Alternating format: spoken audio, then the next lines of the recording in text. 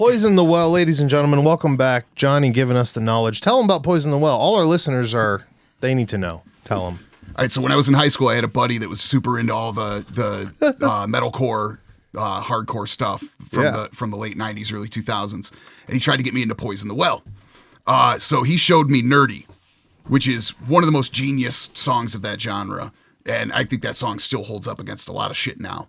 The rest of that album I thought was hot trash. Yeah. And I never really got into that genre of music. But my buddy's trying to explain to me the genius of Poison the Well. And so he tells me, dude, listen to it. They don't write verses, choruses, bridges. They write parts, and they don't repeat. So I went back, I listened to this album. I'm like, holy shit, he's right. No part of a song ever happens again in the song. Now, is that through most of their songs, all of them, like a percentage? Or So definitely the first album. I think it's like the first 2 albums or so. After that, like they kind of started getting a little bit more mainstream. They got a little more mainstream, a little they got mellower, big. and like I didn't really pay attention to it. Right. But I know like those first couple albums, it was just parts that didn't repeat, and they just wove really well from like thrashy screaming things to these like really articulate singing parts and harmonized parts, so back into blast beats. And that's amazing. I never liked the band that much. So this I couldn't tell you a single song that isn't Nerdy. Right. And that's exactly like there is 1 or 2 songs. That's what I knew them by.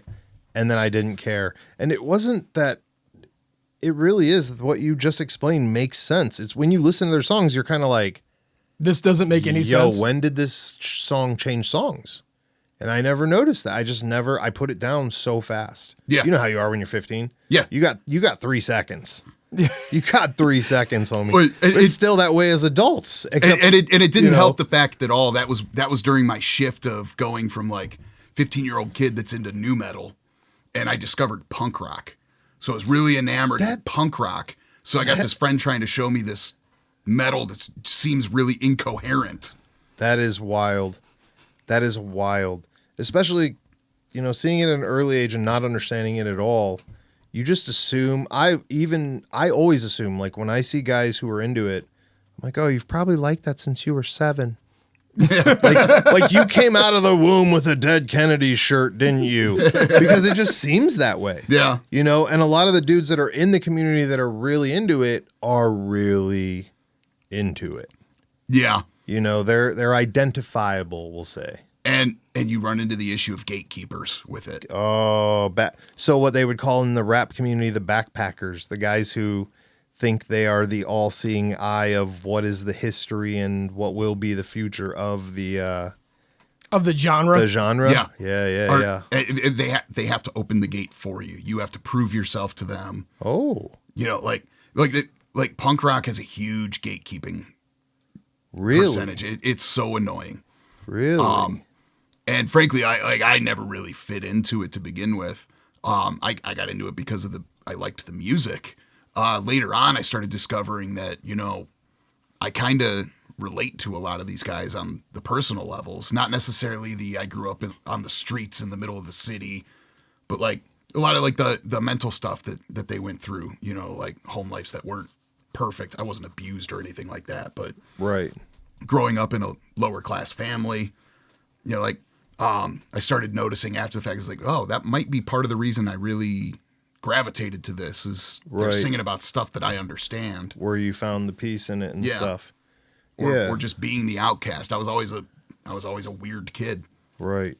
So it makes sense that you would be friends with Joe Skelly. Let's just put that out there. Oh, thanks. You're welcome, sir. Sir. As your business partner, associate, and hetero life mate, I feel it's important for us to be honest. Do you need to know the origin story? Oh, yes. Oh, yes. Oh, no, here we go. Origin stories are the best. Yes. He's not directly involved in his own origin story with me. Oh. But,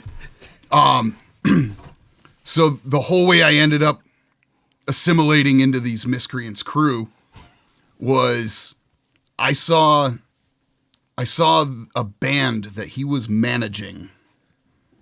We've already talked about them on the show. The Brazen Rogues. Yeah. Was it the Brazen Rogues? So Okay. I saw the Brazen Rogues, at some show where they were opening for somebody, and I liked them, and I bought the T-shirt.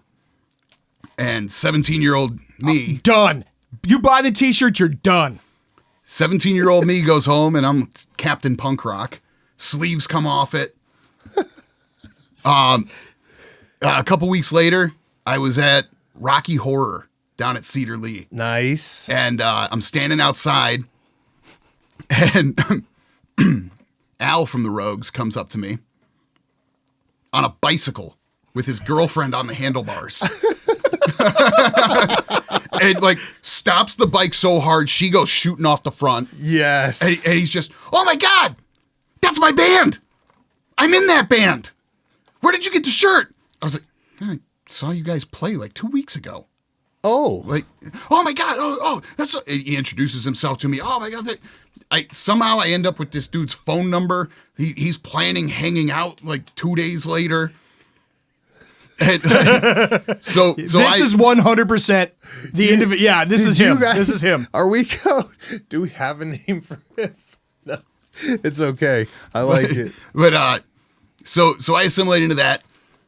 Maybe a month or two later, I'm at a show and wearing my Brazen Rogues shirt with the sleeves cut off. I got my giant foot tall neon pink mohawk. Nice. And I'm 17 years old. I'm all of 130 pounds. You know, and our other buddy from the band comes up to me. Hey, what are you doing wearing my band's shirt without his sleeves on it, huh? He's talking about Tommy Skelly. He goes, what are you doing cutting the sleeves off my band's T-shirt? That's a good Tommy Skelly voice. Oh, I do an amazing Tommy Skelly. Yeah. Remember that time we went down to Akron for that football match and I did it the whole way? Yes. Yes. I was doing Tommy Skelly GPS. Nice. We'll get to that in a second. Yeah. But yeah, so he's like in my face, right? Like chest bumping me, trying to posture. What are you doing cutting the sleeves off my T-shirt? I'm like, I gotta show off all these cool tattoos. What? And then he just laughs. And at that point, now I have befriended the entire band. That's awesome. This idiot over here, you know, he comes tagging along to it. And 17-year-old me was nothing but a mouth. So I ended up being like, I think they just thought I was funny. So they kept me around, and then it just became this, shit, we constantly have to watch our backs when he's around because he's going to say something stupid to somebody. That is awesome. So they de facto kind of became my bodyguards at shows. Oh. This is a long history. Oh yeah, this goes back. This is Oh my God, that show that I had to fill in on bass, and we were all sweating that riot was going to break out. Oh, right. And him and the drummer are like, you can't leave our sides the whole night. You got to stay by us because like there's people gunning for you. Oh, it was wild. It was wild. I pissed off the wrong person, and that's a story for a different day. Ooh. But we gotta save that for the Rogues doc. but they were legitimately concerned for my safety at Nice. this show. So I was told not to leave his side or the drummer at any point. And arrogant me, who never takes any situation seriously, sleeves rolled up. I'm walking behind this idiot the whole time, postured, big shoulders, making fun of everybody. You're a fucking idiot. You were going to get yourself stabbed. Oh yeah. But, so the trip to Akron. Well, weren't you part of that one where I was working on the negotiation on the set, on the band lineup? Oh, when I was in the Facials. Yeah. So I was in this band, the Facials, and we were playing the Punk in the Gutter show. It was that one was the Rogues, Jackknife Power Bombs, us. I think it was a 3-band bill. Yep. And maybe there was a 4th band. I think there was a 4th. Okay, so there were 4 bands, and I want to say like I want to say it was originally supposed to be like us and the Rogues were like the headliner bands for it. And we get to the club, and the guy running the show comes up to me and says, hey, we had to throw 2 bands on last minute. Oh, by the way, this was a free ticket giveaway show. We had to throw 2 bands on the show last minute, and we made them sell tickets. So we need you to play first, and they're going to get the later slots because they had to sell tickets. Oh. I go, what time are we playing? 7 o'clock. Your fucking tickets say the doors open at 7:30. Oh, yeah. So, well, you guys need to play first at 7 o'clock. My phone came out so quick, and I call this motherfucker. I'm like, hey, these assholes are telling us that we're going on at 7 o'clock. He goes, I'll be there in 15 minutes. Oh, by the way, I do a really good impression of him, too. So about 15 minutes later, you've been to Old Peabody's on 21st, right? Okay. Oh, yeah. Those big front doors. Yep. He kicks them open. They come flying open, and he comes walking through. Which one of these motherfuckers said you guys are playing at 7 o'clock? I go, that Michael Stipe looking motherfucker right there. He proceeds to walk over to this guy who looks all of about 115 pounds in a suit that's 7 sizes too big. Oh, my. Grabs him by the back of the suit jacket and goes, we need to go talk. And he carries him across the bar, around the bar, to the office and slams the door shut. 10 minutes later, he comes out alone and just walks past me and pats me on the back. He goes, you guys go on at 10:15. We never had a problem at that club again with time slots. I don't think we ever sold a ticket after that show. Oh, my. Anytime we played a show with a national or international band, we were direct support. I don't know what the fuck you said to him, but they were scared to death to cross us after that. Changing worlds. And meanwhile, I'm the new guy in that band, right? Right. Like I kind of just knew these guys through other people. And like they had zero pull in the scene at all. I made one phone call and this happened, and they're all looking at me like you're who the God fuck King. did we just let in this band? Right. We just let the God King in. He's opening doors. Yeah. Capitol's coming next week. Dude. I remember like the first time after that when our bass player gave us all a call. Hey, I just left Peabody's. They offered us these shows. Which ones do you guys want? I'm like, all of them. Right. We'll take everything. How many tickets are they making us sell? They said no tickets. We get direct support. Yeah, boy. Yeah. Wow. The hookup king, sir. So apparently we're part of the punk rock mafia or something.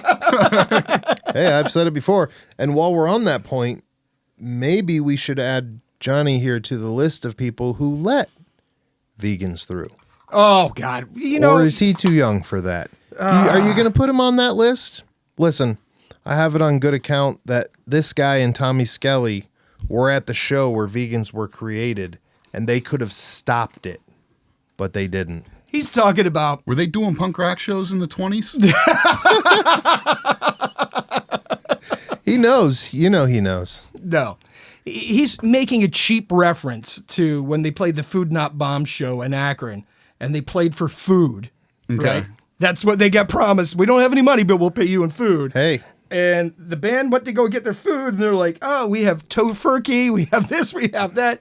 And Al was like, where the fucking hot dogs at? they're like, get the fuck out of here. They were pissed. Yep. You should have stopped him That right show there. was played in an abandoned storefront, right? And when we walked in, there was a guy reading poetry, and it was like, apples, red, round, and delicious. And Tommy Skelly looks at me and goes, what the fuck is this? And then we get, set up, and he looks at the guy running the show, and he's like, do you know what we fucking play? And the guy's like, yeah, I know what you guys play. He goes, do you know how fucking loud we are? He's like, yeah, I want you to turn it on. I want the cops to come to this show. And we're like, all right, my man. Oh. Yeah. You asked for it. We didn't know what Food Not Bombs was. And then we found out. Yeah. So you can't blame me for that. They already existed. It's in the history books, son. You can't change it. You can't change it. You might have been there. See, we hold him accountable I wasn't too. at that. No, he wasn't at that, but he was at wasn't the football match in Akron. Oh God. All right, let's go there. Get a phone call from old Tommy because he doesn't know how to text too good at that point. He was still working his T9. Oh, Oh, he still works at I T9. saw him do that today, I think. Oh, Maybe. Yeah. yeah. He gives me a call. He's like, "Hey, what are you doing Friday night?" I'm like, "I don't know. It's Friday night. What's going on?" We're renting a van and we're going down to Akron for the football match. I was like, "For the love of God, dude, you were born and raised in America. It's soccer." No, we're going down to the football match. You're going to the soccer game, dude. What time? So I get to his house, and there's, like 15 of us. You guys rented that damn Yoder toter. So we all get in this thing. Nobody knows how to get there. Bunch of grown-ass adults that can't figure out how to get to Akron from Cleveland. Pulling out the GPS. Perfect. And I'm on a tear, making fun of Tommy the entire time because that's all I do. I don't understand how he has taken it for as long as he has. I am much smaller than him. Oh yeah. I haven't seen all this yet, so I'm still new to this. I'm gonna get to see it eventually. Yeah, Plus, I'm relentless with him. Plus, he listens, so anything you say, like next time we see him, we get to hear about Oh yeah. Oh what yeah. it, Fantastic. like, corrected, right? So there'll be a tally. He keeps a tally of what he wants to talk about next time, Fantastic. right? So you can Bring it. say whatever you want to him. Yeah. So I'm on this tear in the back seat, just doing Tommy impressions. In the way back seat. I'm in the far back seat. So Tommy can't get to him. He's riding shotgun. And I just keep hearing, "Hey, shut it up back there." I'm like, "Why don't you come back here and make me? Get your old ass up and crawl over the seats and get back here and make me shut up, huh? Otherwise, I'm gonna keep talking." Oh yeah. So it gets to a point like says, what was it? Was Lito driving? Yeah, probably. Okay. He gets himself lost. Nice. And at this point, now I'm shouting from the back of the seat. "In 2.7 miles, hang a left at the old lady in the dress." Because he's incapable of giving proper directions. Like, this is the road you want to turn on. Because this is who he is as a person. If you've had a conversation with him, you know.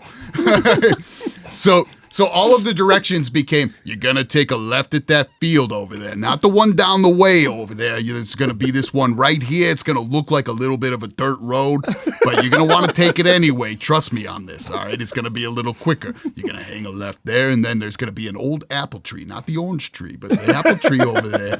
And funny story about the apple tree. When I was 17 years old in 1743, it's just from the front, "Shut the fuck up back there." Listen, But this went on for what took us about an hour and a half to get to Akron. Get to fucking Akron. This was an hour and a half of me doing this. is that a normal hour and a half to get to Akron? It should No. take about 25 minutes. Nice. Oh my. Oh yeah. Listen, They got people in the back seat like, eventually we have to get out of the car, right? It's fucking fine. What's he gonna do to me? It's gonna be all right. It's gonna be all right. Oh yeah, good times. listen, he might win with the Tommy Skelly impersonation. Oh no, he does. He's got it down pat. There's no doubt about it. I say we record a whole new episode and he becomes. Tommy Skelly. No one will notice. Butters will. She won't. Hey, how about you that? don't- How about that Halloween where I went as Tommy? Are you serious? And it was Tommy when he had the Super Mario mustache. I've never seen that. That is amazing. Oh, I had the flight jacket. I bought this ridiculous pair of Levi's that was like 6 inches too long, and I had these like comically cuffed bottoms. Oh my goodness. I get to the party, And our other buddies just cry laughing. He's like, oh my God, you look just like him. Hold on, I'm going to go upstairs. I got a flight jacket we'll put on you. So I put the flight jacket on. I went out and bought a pack of Marlboro Reds. That's what he was smoking at the time. And dude wouldn't just buy a soft pack of cigarettes, right? He had to buy a hard pack of cigarettes, and he'd flip it upside down and bust out his pocket knife, and he would cut the corner off of it and open it up like a soft pack. Oh. So I did 100% I did correct. this, right? And I tuck it in the side pocket Yep. of the flight jacket. Oh, yeah. I come out of the basement at one point, and this dingleberry to my left is standing outside talking to some girl. And he sees me with this fake mustache, the flight jacket, the stupid cuff jeans, and he starts laughing, right? And I came out to have a smoke. So I come out, I unzip it, I pull out the Marlboros and hit him, and one comes out the bottom. He falls down on his knees, cry laughing. 100% correct. Oh, I also had the silly like 90s skater chain on my wallet that like went down almost to my ankles because everything had to be like a total caricature of him. Oh, man, this is good. Oh, yeah. This is good. Yeah, it was amazing. I did not know this would be a history lesson today. Butters is just over there blushing. Right. She's like, I want to polish that chain. Oh, God. don't say that. So, wow. Yep. Yeah, we used to have, oh, dude, we'd go to the football matches downtown all the time Yeah. and almost get arrested all the time. Per the usual of this show, I was not informed as to the history of the guest. I was simply told that a musician from Tight Wind was Wind. coming on. That's what I said. Nope. Tight Wind. You fucked it Wine. up again. Tight wine. That's what I was told. So there was no, like, I'm not set up for this. This is now I'm not sure who paid who to trick me with the history. But I'm just imagining Tommy Skelly's face, shaking his head with his eyes a little bit squinty, just saying no to both of you. He's sitting saying in no. his lawn chair in his living room with his fingers on his temple, just shaking his head, going, "God damn it, he's right." We're not man. trying to start a gang war here. Listen, this is Sweden right here. Is that the one? No. Sweden, Switzerland. This is the neutral spot right here. This is where The Swedes are nothing- not neutral. You know what? I get away with all of this because Tommy's mother loves me. Oh, you've met his well, mother. She loves me. Listen. We're going deep. Listen. We're digging. We're digging. She gets so excited, feast time, asking if old Johnny's coming down to the feast. Yep. Oh, yeah. He's the golden child. Yep. Oh, that's why he takes all the jokes. He There can't we retaliate because mom will beat his ass. Yes, she will. So they adopted you, showed you around as the puppy, and the status has never left. That is correct. Really? Yeah. However, he's never had to have his head stitched up in mom's kitchen like some No. of the other folks. that Maybe we that's why she likes me so much. I haven't had to repair this one. Yeah, right. Right. Like, yeah. Like when I talked about old Brickhead, you know, he was always getting stitches. He was talking about him this morning. He was making a joke about him. Oh, was he I really? was like, oh, that's the guy who always gets hit. And he goes, no, that's Steve the Pipe or something Yeah. like that. And he's like, that's a whole different guy. I was like, how many dudes do you guys have that are targets down here? You're walking around with a whole bunch of body shields. History lesson time. Meat shields. Oh, yeah. Good times. Yeah. But no, you guys were talking earlier about stupid things happening at shows, and somebody brought up that Cleveland Music Fest. The night the Misfits played at the Fantasy, and all you guys were there. I don't know what you guys were into because I was there with a different crew that night. I remember outside, I was with a buddy that got himself way too drunk. We were sitting on the steps outside the Fantasy, and he pissed off some teenager. And just mumbling drunk, right? And this teenager pissed him off, and he started telling him off, and he punched him. Well, this teenager had like 4 friends standing right next to him. Nice. So they jumped him, and they're beating him down pretty good. And I'm sitting there for a second. I'm like, you kind of deserve this, so I'm going to let him get a few licks in. Let him have a couple. Yeah. And I was like, all right, it's 4-on-1.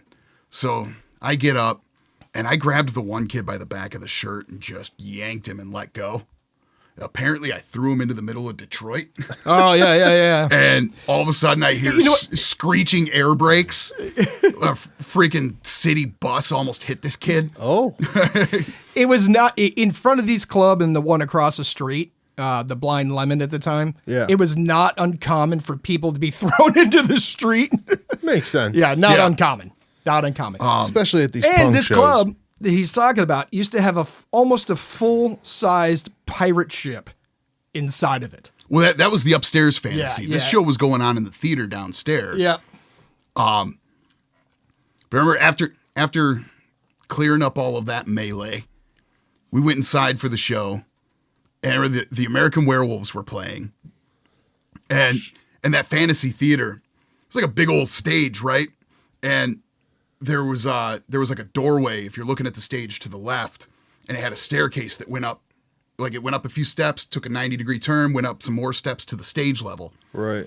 And some drunk dude climbed up the stairs. He was begging Trevor to play some song all night. And Trevor kept telling him, we're not playing it. Shut up. We're not playing it. Shut up. Oh, my. And this dude found the door, and he ended up on the stage. Oh. And he's like trying to get into Trevor's face. You got to play this song. And all of a sudden, like Trevor's backing him back towards the doorway. And the guy disappears in the doorway. And all of a sudden, I see Trevor just cock back and unload, right? You don't see any contact because this guy's already past the door frame. But you right? can see his arm draw back, right? And this is, he jokes about it now, so I'm not going to have any problem. Like, this was Fat Trevor days. I mean, you've seen Trevor now; he's super fit. Yeah. Right. But this was the days of Fat Trevor. He was a big boy, and he just cocks back and unloads. It looks like he just like shadow boxed, right?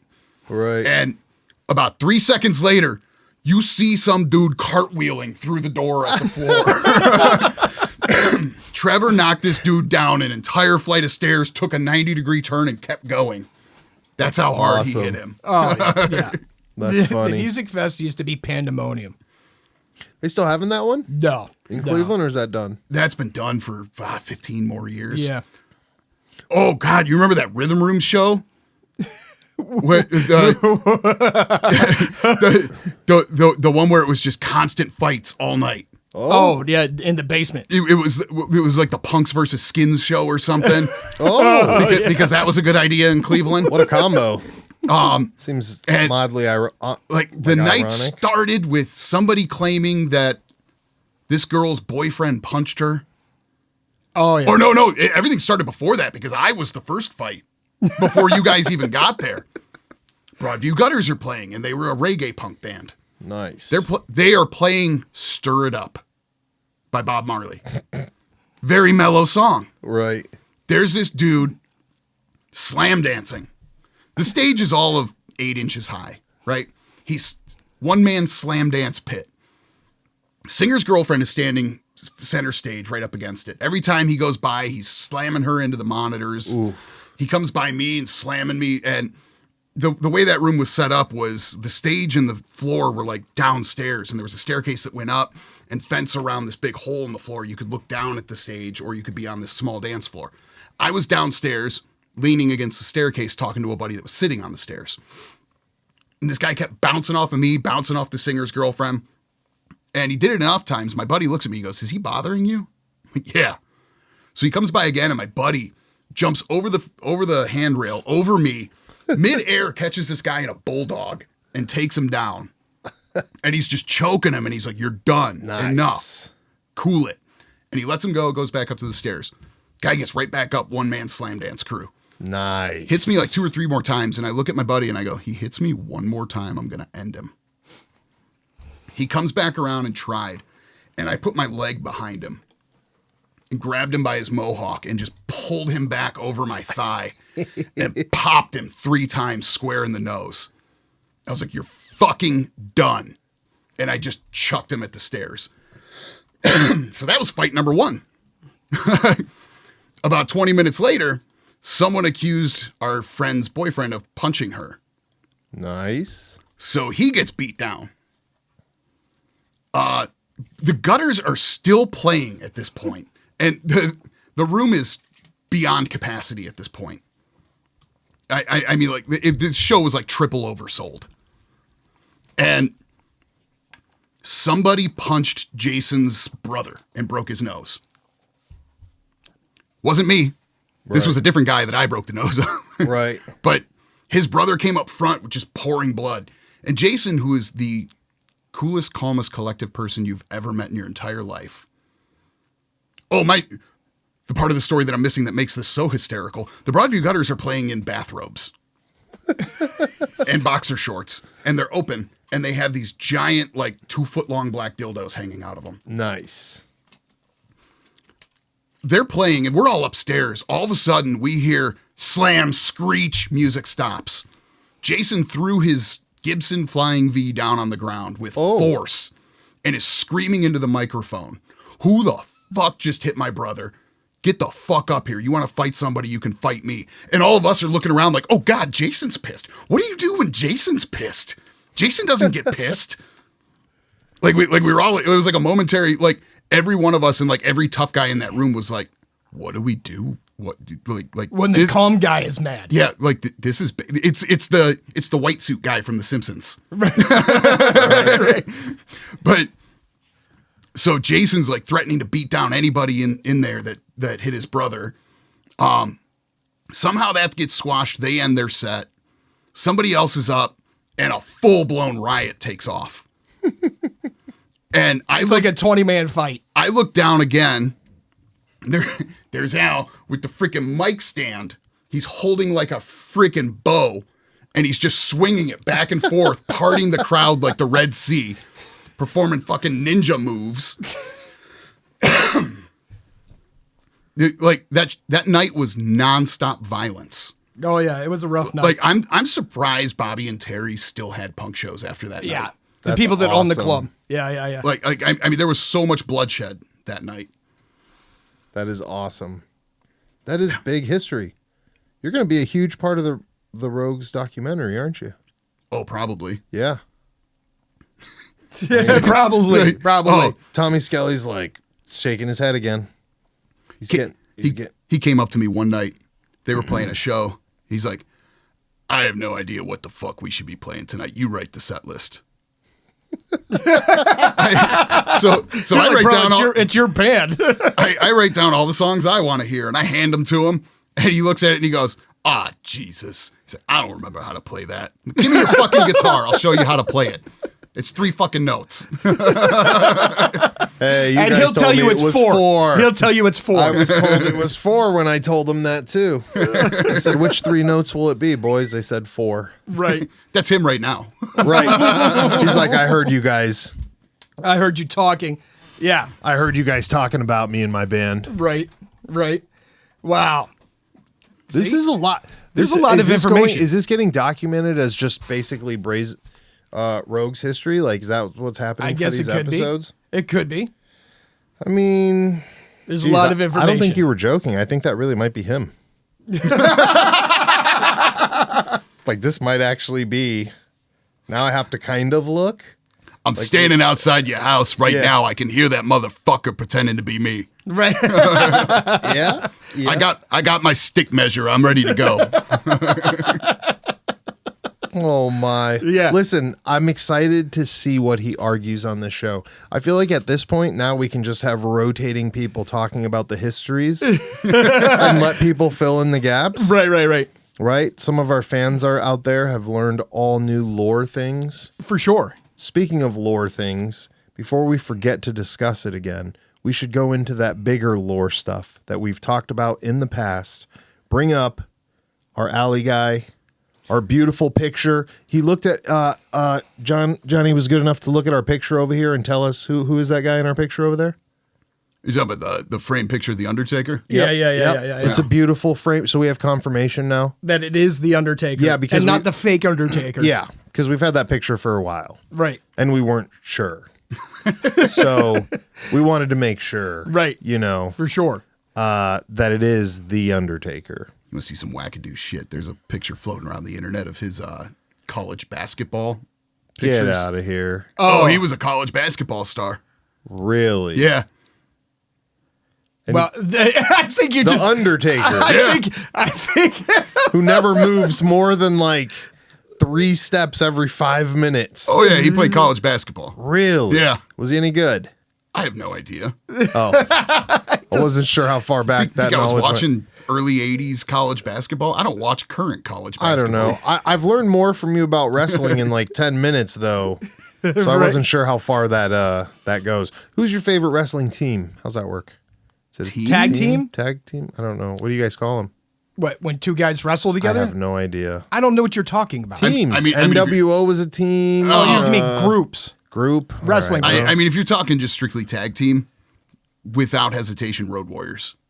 Rogue Warriors. The old Road Warriors. Road Warriors. They had the football pads with the spikes all Oh, over. yeah, I remember those guys. Yeah. Crazy face paint. Yeah. Yep. Yeah. Those guys used to remind me of Sting a little bit, too. Were they buddies? I don't know. I don't know. I just remember watching Hacksaw Jim Duggan throw that 2x4 straight up in the air, slide into the ring, and the thing came down on the back of his head and knocked him out. And the match never took place because he Dude knocked himself out with his own 2x4. And after that, they made him carry a foam 2x4 to the ring. And I know it was foam because he hit somebody with it one time and it bent. I was It at didn't break; it just bent around them. I was at a show at the Richfield Coliseum in like 1990, 91. Oh wow! And Ricky the Dragon Steamboat was wrestling. Yes. And Ricky this the was when he Dragon came back to Steamboat. WWF and he had the whole dragon gimmick with the cape and the headdress. Yeah. And like he'd come to the ring with this torch and he'd like fill his mouth with butane and he'd spit fire. Sick. Going all the way. So he's doing that gimmick. Like he'd come down to the ring with his torch, he'd climb up the turnbuckles, and then he would spit fire into the air. So he gets to the turnbuckles, gets up there, spits his fire and moves the torch, and the tip of the torch broke off. Oh. And lands in this guy's lap in the front row. Jesus! You have never seen a wrestler break character as quick as Ricky Steamboat did in that moment. He was on the floor in front of that guy before it hit his lap. Checking on him. Yeah.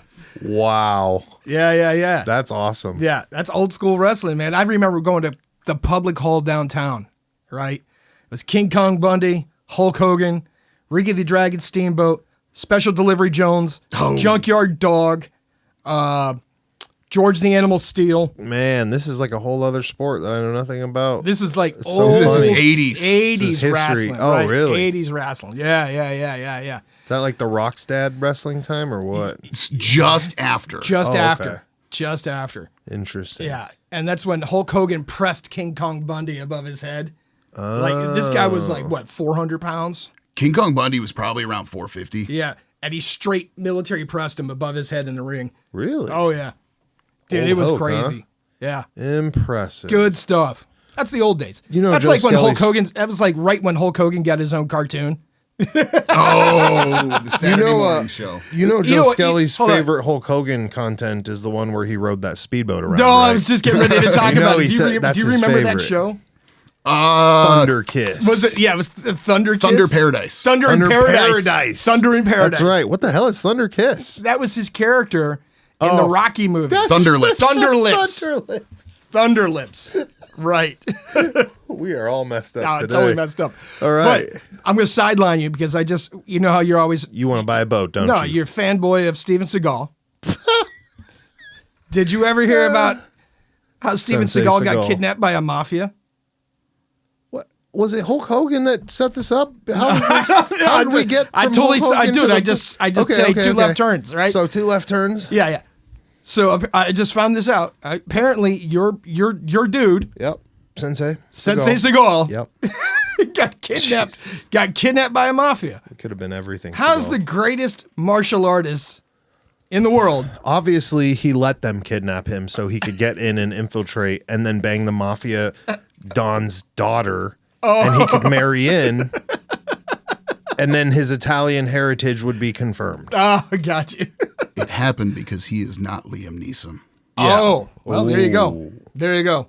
He did not have a certain set of skills. Ah, see, it's resolved. It's He is- resolved. Yeah, well, we can't even. How big of a fan of Sensei Seagal are you there, John? How many Not even a little. Aikido lessons have you been to lately? Not a fan at all. So you never saw the show that when he was a sheriff in Louisiana? Wait, didn't somebody write us in, or who told us the other day about why that show ended? Oh, so tell him. So Sensei Seagal, I don't remember, became but a I remember deputy somebody sheriff said in it. Louisiana, right? Okay. And they filmed it. He was sworn in and everything, right? And This is a reality show. reality Yes, show. okay. Yes. And yeah. apparently, there was a guy that was doing cockfighting, right? And this guy, he flipped the fuck out, right? I guess he's a real animal lover. He's like, fuck this guy. Let's raid this guy's house. We gotta call Right? everybody. They had the SWAT team. He had an armored vehicle, all kinds of crazy shit. And they let him drive the armored vehicle, right? Of course they did. Yeah, so so they roll up to my man's house for cockfighting, and he blows through the fence, wooden fence, right, at this guy's house, and smashes into the dude's house, and in the process ends up killing like 75 fucking chickens with the tank, right? And like there was huge lawsuits. There was huge Make lawsuits, this up. and they canceled the show. You can't make this shit up. Like, I don't understand it. Yeah. He wanted to make an example of the cockfighter. Ended up killing more chickens than the cockfighter did. Oh, The irony of it. all. Sensei Seagal. Yeah. So we're going to clue him on another thing we talked about. So right when the war in Ukraine kicked off, and this is not political, we just thought it was funny, the International Taekwondo Association decided to revoke Vladimir Putin's black belt because of the war in Ukraine Okay. as a punishment. I mean, if he takes it seriously, I guess that is kind of a blow to his ego. Or like we But hype. it doesn't take away the skill that. That was the argument that we had. Like, would they send him a box with a mailing label, like put your belt in this and send it back to us, right? But like, and then he was like, you're not They going to Men in take. Black wand him to just get rid of the black belt knowledge. Oh, my He was like, you're not Right. going to take away his roundhouse kick from him. Right. We've removed your ability to roundhouse, Putin. If you could like one of send us back your kicks. It's like one of those like commercial semis where they can just remotely shut it off. Right. So the joke was like, a blow to his ego. He's going to be like, fuck you. I'll just start my own martial art. Right. So we've hypothesized he's going to start a new martial art called Putin Do. Right. And he's going to have like Russian fashion designers come up with like the new gi, and we were talking about what we think the new gi will consist of and the different levels. Unfortunately, we've had nobody write in wants to try out for Putin Do because we came up with some of the different levels of testing, and apparently nobody wants to get on board with it. I don't know why. Listen, I'm going to tell you why. Do you want to know why? Yes. Because soft Americans can't handle the Russian cold. Get the fuck out of here. None of them want to fight bears Yeah. for their belt. Right. We're the first real American-made Russian martial art. That's true. We are the first. We are the first. But they're not willing to earn it.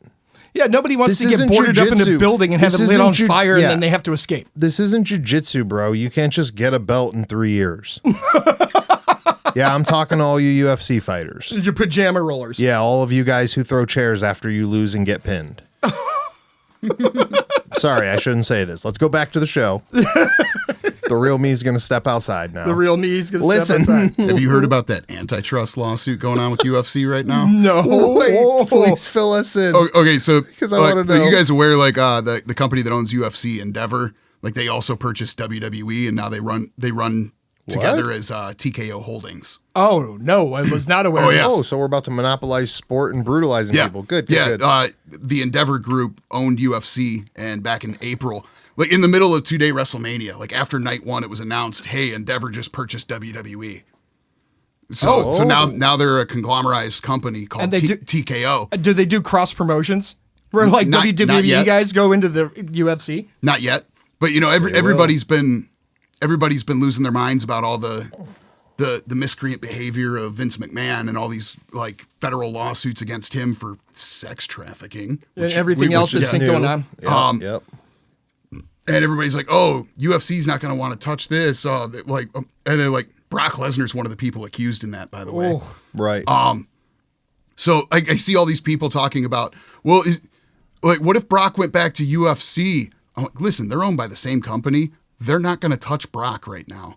Not to mention, UFC is in the middle of a freaking class action antitrust lawsuit. What does that mean? For our So listeners basically, who don't know, asking for a friend. Dana White, the president of UFC, is being accused of intentionally lowballing contracts and creating the inability for fighters to negotiate their contracts. Yeah, we knew that though. I mean, to the point that like he was making it impossible for fighters to get out of contracts, impossible for them to be able to negotiate fair pricing. This is pretty much fighters. What do they call his role? White's role, like this is what those guys do, right? They got a promoter. Yeah, they got you as the effing punching bag, right? And then on the back end, they're like, I'm gonna skim a little. I saw a meme the other day about a guy who I'm assuming that this is what this was for. It showed the gentleman said something like 5 wins, 0 losses, no belt, and then another gentleman who won 1 fight and he's got a belt title. Yeah. Is that this what we're talking about? Yeah. So basically, he was handpicking his fighters, right? And where the UFC isn't predetermined, they can absolutely, pick their cards. So coming from another sport, as you are a fan of this other thing that, as we discussed earlier, in the ring can make a difference. Do you think it has to do with that? Do you think it in the line of like, so if I'm running, it's what's going to make more money. Yes. Are we setting up fights because you're more entertaining as a fighter is my question. I think the goal of any fight card should be what's going to make us the most money. Right. So is that why those guys are getting shafted, or is this just you're not even getting a fair shake? It's both. It's both? Okay.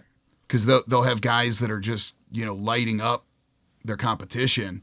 Right. But Dana doesn't see money in them. Or he could sit there and say, well, I've got this fighter signed up for a contract for 10 fights. I pick when they fight. Maybe this guy only fights once a year, once every other year. I mean, come on. Homie's wielding the card for 500 test-filled monsters, right? He's got to feel a little bit of the power. He's running the zoo, yeah, so to speak. He's got the animals in the cages, That is wild to think about, though. And he just started another network. Another fight network. Oh, the professional slap fighting? The professional slap fighting. Oh. I think that already got canceled. Oh, did it? Yeah. Yeah. Did they say it was like... I watched an episode of it. They were saying people were getting brain trauma far more often than UFC fighters, because UFC fighters can guard. Where in slap fighting, you have to stand there and get slapped. Oh, that makes sense, actually. I didn't consider that. Yeah. That's very intriguing. I think that was part of it. It was one of those shows, like, it was really funny to watch once. Right. And I'm like, I'm not tuning back in next week. So is that so that's a show, but that is a real thing right now going on. I mean, I see those posts everywhere. Yeah. Like dudes it was like, interesting. This is a I watched sport, it. right? They interviewed a bunch of UFC fighters and they're like, hey, would you do this slap fighting? And every one of them was like, fuck no. No. I can't protect myself and I Right. got to stand there while Right. some guy just slaps the piss out of me. Right. No thanks. No, thank you. Most guys who like beating people up don't at the same time like getting beat up. Like that's definitely something I've, come across and I've realized like later on in life. I'm going to tell you right now, there was this thing when I was in the facials years and years and years ago. Our singer and I, we watched the On the Road with the Dropkick Murphys DVD. And Ken and Al used to, before a show, they would slap fight each other to get themselves psyched up for a show, right? So my singer and I, we started doing it. And then it became this joke of, let's just catch him off guard. Oh. So we'd be in the middle of a song on stage and I'd sneak up behind him. And as soon as he turned around, I'd just lay him out. And it was always funny between us because we're same build. Well, our friend Sasquatch thought it was funny. Who's at the time a 375 pound, 6'2", like Filipino. Nice. Big dude. Nice. And he's all gacked up one night on whatever liquor he found. And he comes around a corner at my singer's house. He's like, oh, we're going to slap fight. And just cold cocked me. And immediately my left eye just disappeared. Nice. Just black. Like I couldn't see anything. He hit me from the right side. And like I instantly felt like my skull was shattered. Oof. And I had a 2-week migraine. Oh yeah. Ooh. That's a TBI. Nice. Like I was like, no, never again. No more. Like he'd come around, and it was like for about 2 years, every time he came around a corner, it was just that reaction you of were oh shit, flinching. yeah, Right. and yeah, we had to lay the law down with him. Like, no, you don't play the slap game. You're not allowed. Yeah, this is between Mike and I. Right. Let the featherweights do this. Yeah, Yeah. Yeah. That's like it's awesome. funny when we do it. Right. It's not Nobody- so funny. yeah. It's not so funny when Lenny of Mice and Men does it. I mean, dude's just bricks of concrete for a hand. Right. You're not supposed to use your mech arm, guy. Your mech arm, boy, you're showing your colors. Yeah. We're getting all Asian in here. You're getting all anime. Anime. Later on, we're going to watch some octopi. I don't know. I didn't know which way that was supposed to go. Okay, either did I. Yeah. It's all good. I tried. That's Yeah. all I remember. Your Asian side's failing you right now. Yeah. It's vacation. Everybody knew that. Let's not even. Nobody's buying this crap anymore. Like, what Asians? They're from California. There's no Asians there. Yeah, okay. It's just Californians that they all want not to move out of California. Oh, Yeah. Remember, you told me the other day, you were like, when are you going back? I was like, I can't. Listen, that's though. because people were calling you out outside of this place. Right. Getting Yeah. sock checked. Yeah, getting sock Yeah, checked. stop. Joe Skelly's been letting me get sock checked everywhere he goes now. We have to send him sock checks. It's just got to get done.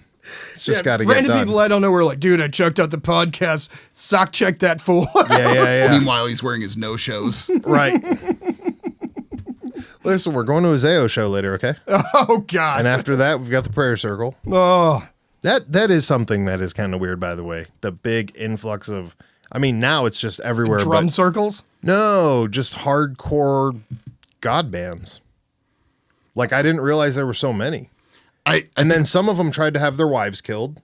Oh God! Right? What band was that? As I Lay Dying, isn't it? Wasn't that their band? The lead singer tried to hire someone to whack his wife. Oh wow. And they'd been a God band forever. So many of those bands, like And still did years later, prayer like trying to circles. downplay that. Like, oh, we're not really a religious band. Right. We're just religious dudes that have a band. We just had you do prayer circles with us at every show for the last decade for no reason. Just cause. It's hardcore 'cause. striper. Yeah.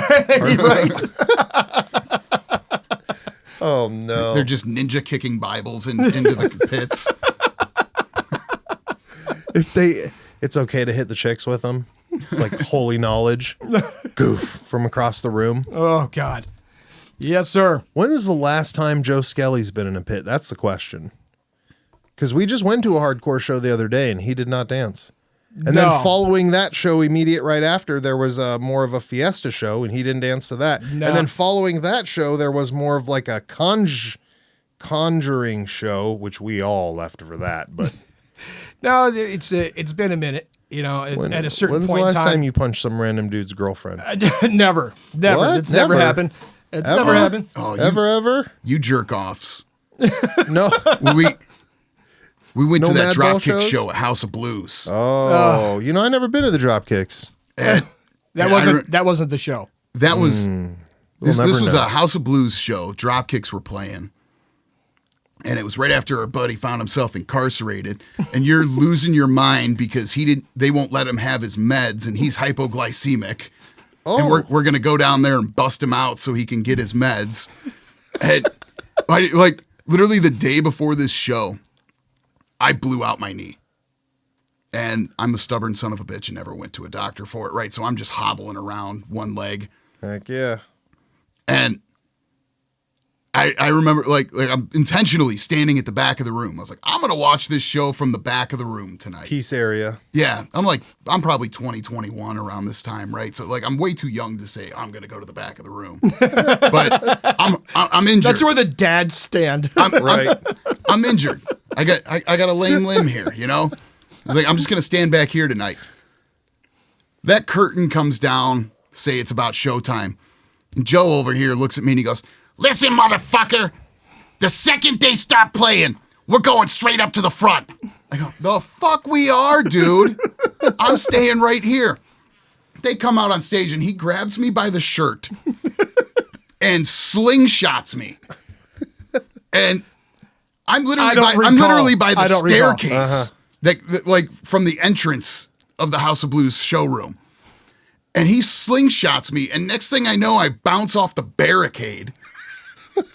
And I am Dude, that's like a half mile. You can't even believe this story. This shit happened. I believe it.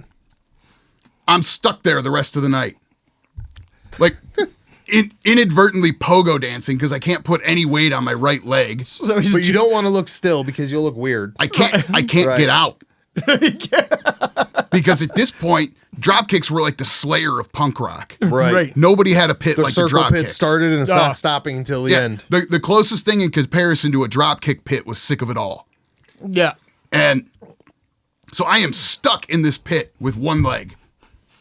And I keep tripping and falling down.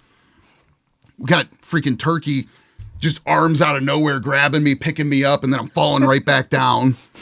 I was like, this is bullshit. And of course, this is some night that Dropkicks decided they had enough Guinness in them to, hey, we're gonna play for Extra. an hour and a half. Nice. That's a good show. Oh, yeah. Yeah, it's fantastic if you're in the back of the room because you're injured. With the dads. With the Yeah. dads. You know, I saw Joe Skelly in the back of the room at a show we went to recently. Yeah. With the dads. What were you doing back there? I'm a dad. That ain't how that works. That ain't how that works. Next show, we're gonna make sure that you're up on stage. Okay. Listen. I don't want to throw too many things out, and I don't want to out Tommy Skelly. But as the videographer, I can do whatever I want.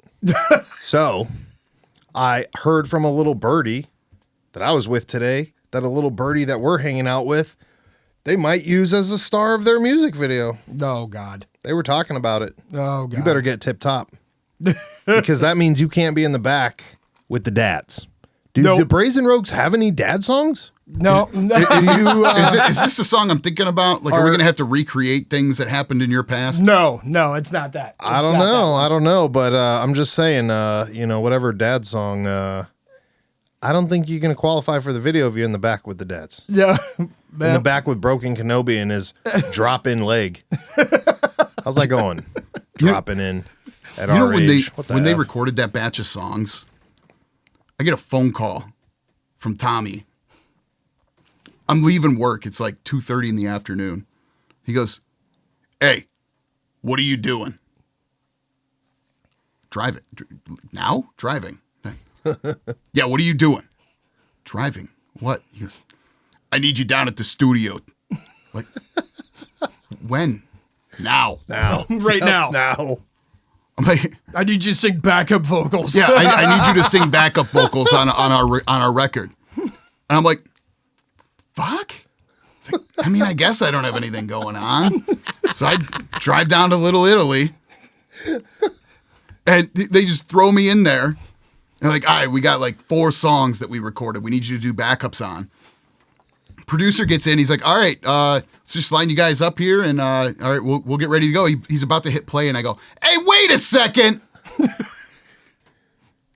Anybody want to tell me what we're doing? And he looks at me and he goes, I mean, you know the songs, right? I go, fuck no. I was like, I just found out 20 minutes ago that you guys wanted me down here. I didn't even know you guys were back together. Oh my. Oh, yeah. So now we got to spend an hour familiarizing me with the songs.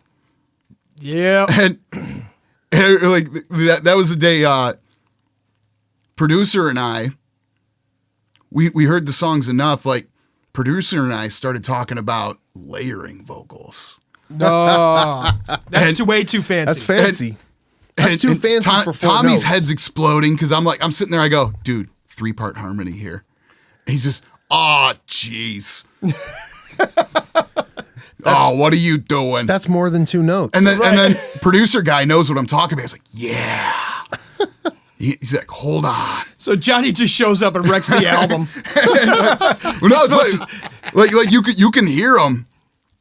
Dude, I can't even remember the names of the songs we did now.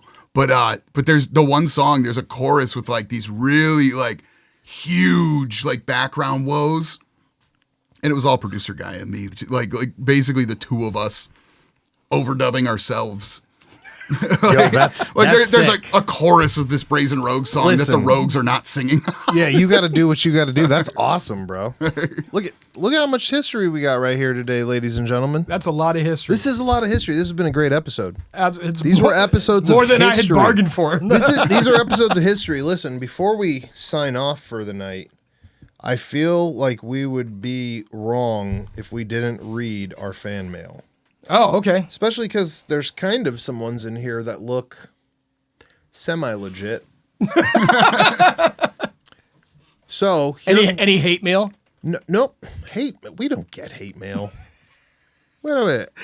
Listen, Sub 2 hasn't been around. He's been quiet. Or she. Right. Whatever they're doing. Listen, this is the first one, and it's from our boy, Chris. Okay. He wants to say, sorry, fellas, for sending you weird stuff. But I know you're all fucking weirdos at that podcast, he says. This guy So sending, he said that's side too shaft bad. pics. No, he sent us through a link. He loves to send us links, but the problem is by the time we get to it on the show, it's all been removed by the mods. So I'm like, I'm trying to make it, brother, but when I got to pocket it for 2 weeks, whenever the recording date is, that's what we miss. So he did drop us 2 fun facts. He said, because this is not the creepy stuff, he said, 1, Snoop Dogg once tried to rent the country of Liechtenstein for a video. It is only 64 square miles. I did not know. He tried to rent the whole Why country. would you? Oh, for the video's sake, to be able to say that you rented an entire country of 64 square miles. Well, if it didn't work for Snoop, what would that cost? I don't know. And, I think they have a king too. Oh, So you would have to ask the king for permission to rent his listen, country. I would give my man a bag and tell him he could be in the video and he'll be fine. And if it's really, really far out, we just got to find him a Mercedes. Oh, And then he'll really be fine. And Snoop could have done that. So Snoop, you fucked that all up. But I'm not going to say nothing because we from the same place and I'm not supposed to talk bad about you. Number 2, rich folks in China, oh boy, hire people called substitute criminals to serve their time for them. Oh, thank goodness. I thought that was going weird. Is that true? I don't know. Can anybody confirm that? Well, I'm look, going to say that it is true because my man said it. listen. I never been. I mean, How much money are you going to give me? How much money are you going to give me to serve your time? How the F does that even work? Hey, do me a 20 and I'll drop you $1 million, but you can't spend it because you die inside from fucking tetanus? It doesn't even make fucking sense. And here's another thing, too. This is just off the top of my head in the 3 seconds I've thought about this concept. This is my game. Hey, man, you're going there for a cool meal, right? And I only got to spot you 10 G's. That's perfect. I get off the phone with you. I call Hector over here. I say, hey, Hector, I got one coming in. I only got to give you 50K. Make sure he never comes out. Oh, Bada bing, bada boom. I've just saved all the money. You could thank 50 Cent for that. He said it straight up. He's like, look, everybody always wants to talk about how we got problems, but we have no problems because there's somebody out there that needs the money I have and will produce the results that I need for a very small amount. So that doesn't make any sense in China. How are they doing that? money talks. When your Come average on, monthly that's- income, hold on, think about it. If you're from the country and your monthly income is $9 and somebody offers you $100K to do 10 years, I mean, but this is the same place that we talk about is like punishment, punishment, punishment, and you can just buy your way out? oh, when you're part of the upper crust. What kind of charges are we talking about? See, and that's a good. My man over here is logical. Yes. My man over here brings the logic Yeah, that's the because question. he's had the logical left question every time, and he's not wrong. What are we talking about here? Because I'm confused too. The whole thing Because if we're seems- talking about like Embezzling. resort prison, Oh, well, yeah. Right. Am I going to play ping pong for 6 months with a weirdo Yeah. yeah, who talks to himself type of deal? yeah. Yeah. That's Or Somebody are we, fact check or are that. we talking like you were sex trafficking and I'm going to like a level 4 prison? Right. Because that's a whole different animal. That's a lot more money, my Talking man. like Right. a murder charge, Right, something right. you end up in a level 4. Right. That's a lot more money, Yeah. if at all. Yeah, but if we're talking like, you know, resort prison. You got busted shoplifting. I'll go do your year. Yeah.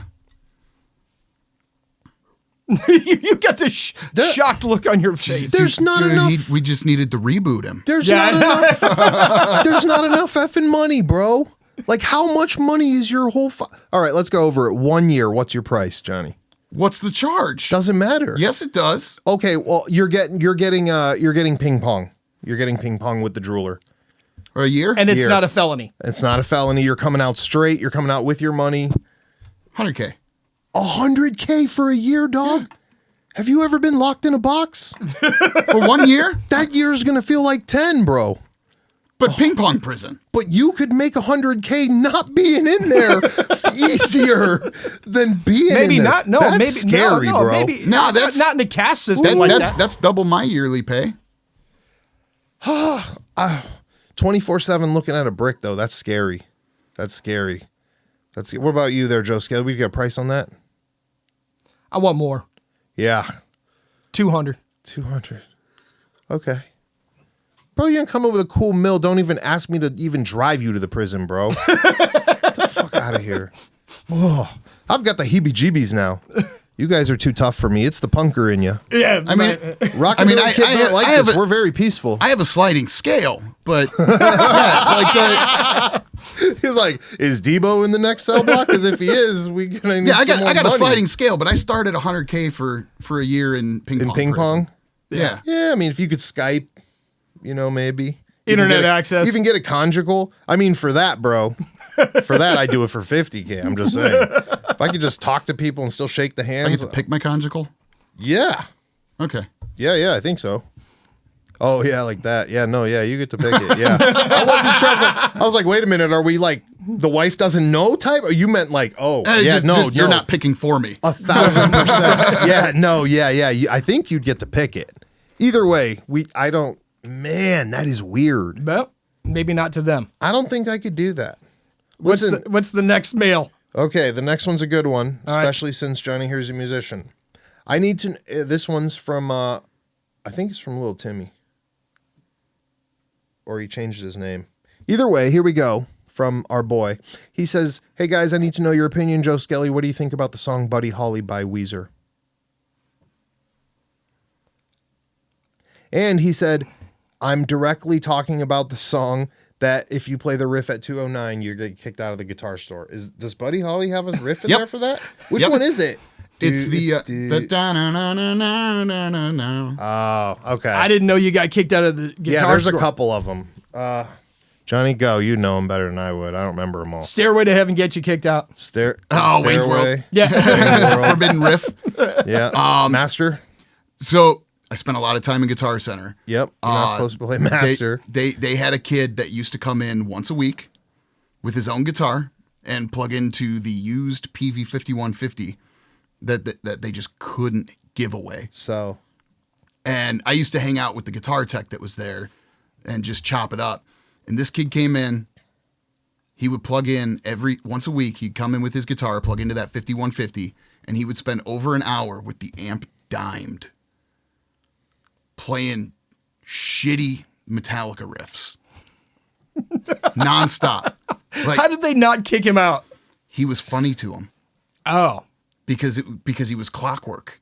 It's like- Tuesday. Here's yeah, Billy. yeah. Gotcha. But like, I could see that.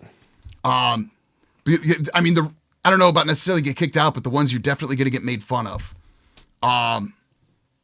Stairway, they don't want to put up with that shit.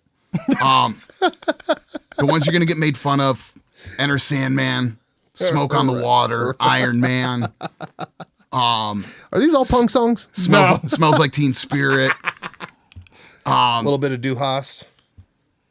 Yeah, there's always that guy. Let me plug in and just chug. And I used to, like this paints me out as kind of a dickhead, but I used to wait for that that middle-aged guy that wants to look like he knows what he's doing. They'd come in and grab a guitar off the wall and he'd start ripping some whatever Metallica song, right? But it would always be like that main riff of Enter Sandman or something like that, you know? And he'd just be playing and playing and playing and playing. And I had 2 go-to riffs that when I had enough of these guys, I go plug in. It'd be a riff off. One of them would be like, oh, I noticed you're playing Paranoid or Iron Man, right? So I'd go plug in, crank the amp a little louder than them, and I would play Sabracadabra by Black Sabbath. Because that riff is actually cool. and it takes something to play it. The other one is usually when I'd hear somebody just cranking and just playing annoying punk rock songs. I would plug in the guitar, turn it up just a little louder than them, and I would play NoFX's The Separation of Church and Skate. Yeah. And that's another one, like I would get that was my go-to riff when I'd be getting eyes from idiot employees. Right. Who think that I'm just some idiot that doesn't know how to play, and then you're playing like, the oh, guitars let me play that this he thing can't that's actually afford. kind of difficult to play. Yeah. Yeah, so just play because Separation of Church and Skate has this total tongue twister of a guitar riff. And I'd always get buggy eyes from the employees for that one because just not expecting it out of me. But yeah, the forbidden riffs are forever going to be Enter Sandman, Iron Man, Smoke on the Water. Nobody wants to hear that shit. Right. The Weezer. Right. Now, the question was, do I like it? Listen. You're going to drive home today singing Buddy Holly now. Look, here's the thing. Everybody fucking knows it, right? It's catchy. When it comes on, you know exactly what it is. It's one of those songs that it's great. It's a great song. I'm never going out of my way to say, man, I need to hear Buddy Holly. Right. Yeah, I agree. I don't dislike it. It's catchy. Like, it's like, hey, it just came on. This is poppy. I'm not going to change it. It's Hey Ya. Yeah. That's a great song. Yeah. I am never seeing myself searching YouTube for Outkast. Right. But that song comes on. I'm like, hell yeah. Right. I'm going to shake it like it's a Polaroid picture. Right. I forgot about this. So while we're on this, are you a fan of the new hip hop head community, like new hip hop people? Not at all. No, not at all. Okay. Not at all. There's a guy who makes music that's in the guise of 3-6 Mafia, all that hard white boy, whatever sounding type stuff. But he claims as a musician that he believes that Outkast was the only experimental band out currently. Band or hip hop artist? Hip hop artists, I would assume maybe. What do you think about that? You think that could be a thing? Well, Outkast hasn't been a thing in almost 20 years. Right, which is also weird because the kid's still turning it. And he's like, this is the greatest. I mean, you know how Andre's like named as one of the greatest rappers. He just put out the Flute album. Oh, where dude, he was and like, everybody dogged the fuck out of him for it. well, and because he told people, he's like, I have nothing to say and you guys get nothing, you know, which is interesting too. So here's a whole album of flute music. Right. Yeah. Right. That's just called burning up money. That's just called lighting money on fire. It was how many you people guys keep bought it? beating me up for music. Here's some music, but I got nothing to add. So here's me Right. dicking around. Talking Okay, about fair his enough. But thing. how many people? I mean, did they lose money on the flute album? No, I don't think anybody. I think he probably self-produces it. The dude's a millionaire. What does he care? Yeah. What that dude's not losing money anywhere. He released it on And if he SoundCloud is, only. nobody's noticing. I heard a bunch of rappers took it and remixed it already and made rap albums out of it. Obviously, Well, there you you go. knew that was going to happen. Yeah.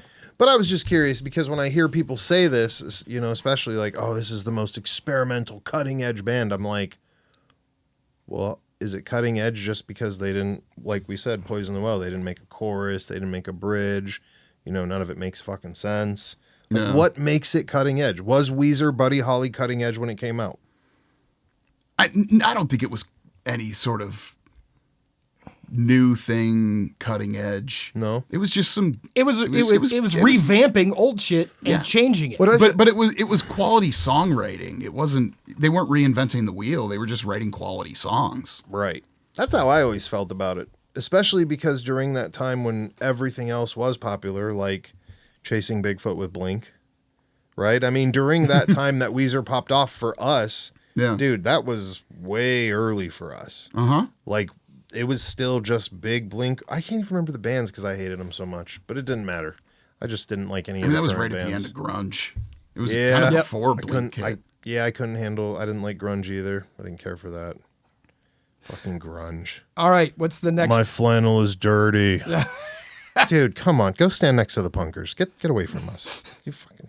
I'm jacking off under this bridge. Fucking Nirvana had a song about jacking off under a bridge. What? Yeah, oh yeah. That's epic. And that's funny. So we have a long one from Ponyboy. Do you want to read it or you want me to? Now go ahead and read it. You want me to read it? Okay, Yeah. Here we go. How's he writing us mail when he should be out looking for amber geese? Listen, I think there's a lot of questions in this email now, so here we go. They're remaking Roadhouse. My life. Oh, that was something I wanted to talk about. Wait, well, let's go. Wait, well, so we'll finish. Let's finish. Wait, let's go into it with you, and I'm going to see where because you don't know where he's going with it. So let's talk about that. How are we feeling about that? They cast Jake Gyllenhaal to be Dalton. How do you feel about that? They cast Jake Gyllenhaal. That should to answer be your There question. it Dalton. is. There it is. There it is. There it is. There it is. You're not a Patrick Swayze. I'm my on a man. fine line. You're not a because Patrick Swayze, right? I'm on a fine line because I don't know what to do. Gyllenhaal's doing good work. He is not Patrick Swayze. He's not. But can one be Patrick Swayze? Dude, was Patrick Swayze wasn't some big jacked dude, right? Do you know how annoying it was when they remade Overboard? Yeah. Yeah, that was And their interesting. Kurt Russell was Anna Faris? No, you're not I wrong. audibly, I protested that movie in the theater watching the preview for it. I was there to see another movie, and they like showed a a preview for this, and I was yelling walked at out. the screen. Right, Like, fuck this movie. So Same thing. I heard about it on the radio the other day. I'm assuming you watched the trailer. No. Oh, you didn't watch it? No, Okay. I was Did you- listening to Unlocking the Cage, and they were You talking have about seen it. I have seen it. So it's already. I heard or somebody said something, but the movie starts with him in the ring, in the UFC ring already. So I'm like, So that's why Jimmy Smith was talking about it. right. And it wasn't like to me. I watched Roadhouse as a young kid, and to me, He it wasn't was, a fighter. He was just a professional bouncer. right? And to me, it always seemed like he was like he's always that guy. It's like you ended up in a shit situation, but you look like you're always trying to climb out of it, and you're not so good at it because this is your job, but you are not trying to go towards it. Well, his thing was always, I Right. don't want the violence, but if Right. the violence comes, I'm going to finish it. Right. So, like, putting an MMA fighter in there, they're looking for violence. Right. And that's Yeah. what it's supposed to be. Because And who the hell's wait, time out. and- Who the hell's playing Sam Elliott's part? Oh, I don't know. I haven't even noticed yet. You don't ever see Sam Elliott's part. Not in the trailer. Not in the trailers. No. And This The movie's already trailers- trashed. The Right, trailer's it's already already trashed. messed up, Right. dude. Right. And It's then it's- overboard. And, and then- and who plays the bad guy? Oh, and that was so weird, bro. It's Connor. McGregor. It was so weird. And he put on some mass. He What put on the like fuck? 30 or 40. And he comes in with his accent and he's like, hey, I like you got to get messy and smashing shit. And I'm just like, yep.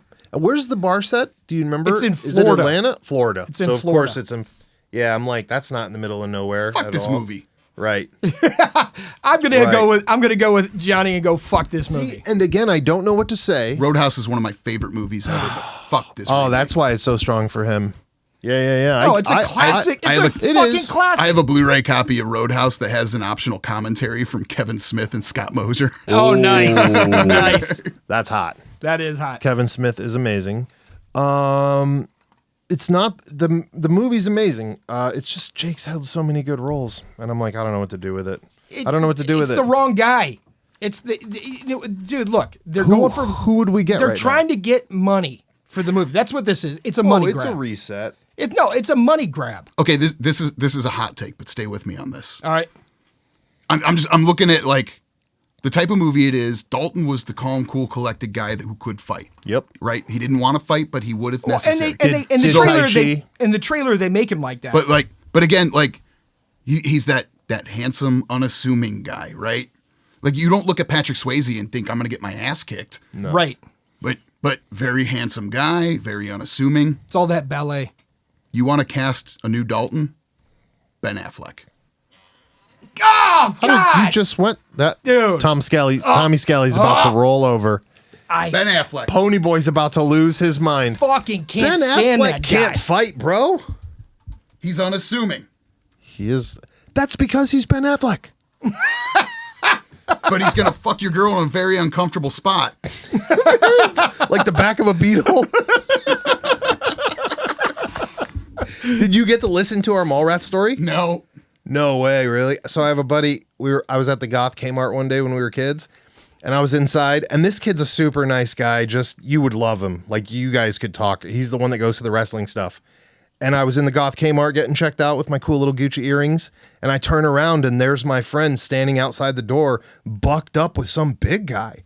And I'm like, what the F? So I run out real fast, and the big guy walks away as I'm running out. And I look at my friend and I'm like, hey man, what happened? And he goes, yeah, that guy bumped into me. And he said, what the hell, asshole? And I looked at him and I said, well, you bumped into me. And he goes, and then he grabbed me up. So I said, hey, do you want some of my drink? Because that's all I could think of was the Mallrats scene when he grabbed me in the mall. And I was like, and he looks at me, he goes, and it worked. Look, he walked right away. He goes, he gave me a confused look and ran away. And I was like, Chocolate dude. pretzel? Right. Chocolate, yeah. And I just thought it was wild. I'm like, I've never seen anybody use the Kevin Smith before to get out of a fight. This is some verbal judo if I've ever heard of it. Right here. And he had a 2-liter, so it wasn't even like a cup, bro. He was like, you want some Sprite? I'm like, dog, why are you carrying this in the mall anyways? But yeah, you know the types. So what does Pony Boy say? Okay, so here's what. Well, this is a long one. Oh, Pony Boy. They're remaking Roadhouse. My life has gone to shite. First Red Dawn, then Point Break, and now this fuck show. They are trying to ruin all that is golden. The silent cowboy is turning over in his grave and dragging his rotted legacy through the streets. Where has the respect gone? The man survived an airplane crash in AZ, all the while smoking cigs and drinking brews. Is he talking about a real airplane crash, by the way? Okay, we're going to talk about that in a second. Joe Skelly can certainly tell you the stories. Oh, my phone moved. Hold on. Certainly airplane crash, smoking cigs. Joe Skelly can certainly tell the stories about the aircraft falling out of the sky and being saved by pure stupidity. For the love of God, can we not see that Swayze was holy all the while Steven Seagal and the muscles from Brussels go on to ruling cinema for real? The true patriots and the true soldiers will not stand for unchecked aggression. Even worse, there is no whale vomit sighted, and me whoopee is lost at sea, signed no horizon in sight. So That's fucking hysterical. So he's literally talking about what we were just talking about. Yep. It's not the right character. No, it's not. What if they would have casted old Harry Potter? No. They're about to make Harry Potter Wolverine, homie. Oh. You know that's supposed to happen? Listen, Wolverine Hugh Jackman is still trying to grow those thighs. You want to go from chicken wings? Listen, they to should have cast dumplings. Glenn Danzig as Wolverine when they were first talked about doing the Wolverine. Yeah, but can he act? That wasn't the point. He was the right height and the right build. I haven't seen Glenn Danzig since, I don't know when. Glenn Danzig was all of 5'4"? Yeah, 25 years ago when they started the franchise. Oh, yeah. You mean 25? Okay, yeah. Glenn Danzig was still ripped to shreds. Well, again, would it hurt my man to do some lunges? I'm not trying to be a dick, but one of Wolverine's most famous poses is him doing the squat. Right. And when he does the squat, his legs are huge. Well, when you do the squat, there are no legs. You British tart. Or Aussie, whatever you are. Dude, Kiwi. they ruined Red Dawn. I mean, let's be real. What did you think, Johnny, what did you think of the new Red Dawn as opposed to the original? I've never seen either. Oh, that's okay. Weird. All right.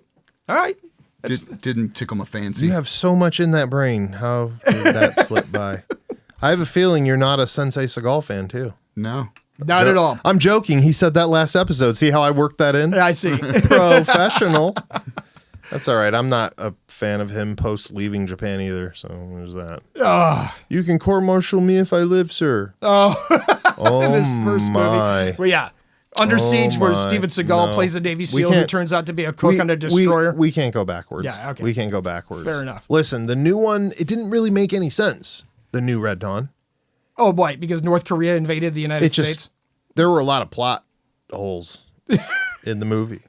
The first one kind of made sense. What about the Point Break? How'd you feel about that remake? I didn't see the remake. I didn't see the remake either. Did you?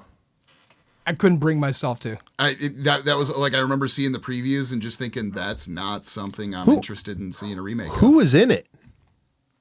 I don't know. I don't even know. That's how. Like, who was even in Shit it? up. Yeah, I can't even figure out like who was in that freaking movie. It was that unimportant. Yes. It wasn't Swayze. No. Well, no, it just came out a couple years ago. Right. It wasn't Swayze and it wasn't Neo. Did Swayze finish that FBI show that he did? Because I remember them coming out with the trailers for that show, and then all of a sudden, I don't think he did. you know, Holy shit, things I don't were know happening. who any of these people are. Oh, it's just nobody. Edgar Ramirez, Luke Bracey, Ray Winstone, Teresa Palmer, Matthias Varelay, Clemens Schick. And that's why Yeah. it bombed. Yeah. Let's see. IMDb's got the rating at 5.3 out of 10. Already?